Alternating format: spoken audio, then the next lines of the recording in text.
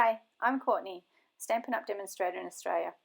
I've super speeded this up. I'm just going to show you this page I've made using some of the elements from the Wonder of the Season suite this year. I've used the Cherish the Season Bundle and the 'Tis the Season 6x6 Designer Series paper. I also pulled in the Gleaming Ornaments punches, just one in particular, so that I could add a bit of variety. I was recently away and this was one of the challenges that we did, and it was called a grab 5. You can see there we had to grab 5 of these things and all 5 things had to be on the layout. So I've got some twine, 3 different types of Designer Series paper, some stars, and there were thickers, but I had to make them up myself. Now, I don't know if you noticed that when I tie bows or ribbons or anything like that, I tie them all, as many as I need, before I actually cut them, because then that way I can cut them all and I don't waste as much. So yeah. I'm using my bone folder to straighten out my twine. Otherwise it curls, and I'm just cornering my punches. I'm using my punch to put corners on my pages, just for something a little bit different. I do like a thin border all the way around, but I do pinch from the back, as you guys know. So just wanted something a little bit different. The other thing I've used with those ornaments is the gold foil, and I actually used the coordinating die set to the Cherish the Season stamps, just to make some of those. So, I'm using my wing pastel to make everything sparkly, because you can never have too much glitter when Christmas is involved. And they're just to provide a little bit of a backgroundy look. They're quite subtle. I sometimes just like to play and see how I go. So, as you can see, my photos come in and out, and all my bits come in and out. Each one of my little baubles has a bow. And I'm going to hang them. So see how we do. So I've just lined them all up, put some double-sided adhesive over the top, and pull them back on the front.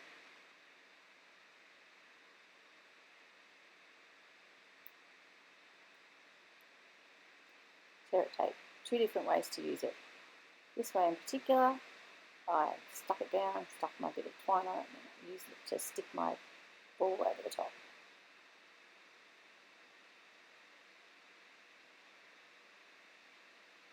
Okay. There we go. Little bows are stuck on with glue dots because of pain. And some baubles are popped up, whilst others aren't. And it's just a matter of playing with them. I think playing with them is part of the fun, to tell you the honest truth. I tried to make it, I was planning on this page also fitting to a different challenge for the Scrapbook and Global group, but instead of using 9 elements, I used 10, because I wasn't paying enough attention. But, it's what it is. It's coming together quite nicely.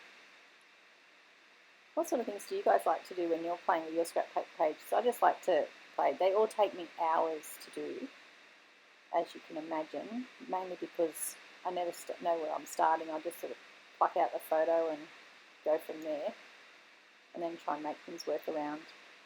I always work around my photos. I don't do pages then take photos to match. Well, maybe not.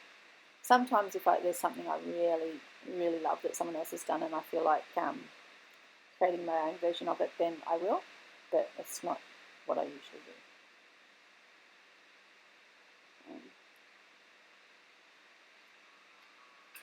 Gotta love some good baubles.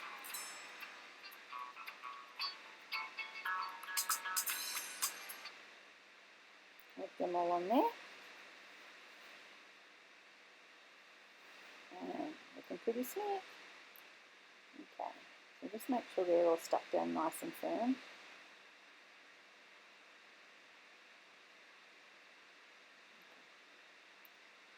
I think that's turning out pretty cool. And a couple of little lines. Oh, didn't have a ruler. Whoopsie. Wouldn't be the first time I'd used a photo for something it wasn't actually intended for. But you know what? It doesn't matter because the side of it's black anyway. And you know, sometimes you have to just make do. So yeah, so with the little glue dots, I actually, as I'm pulling them off the roll, I'm actually rolling them up a bit with my Take Your Pick tool, and so that they stick, that makes it a little bit raised, but it also makes it so there's not lots of sticky, so it doesn't stick to my sheet, protective sheet, when I put it in the protective sheet.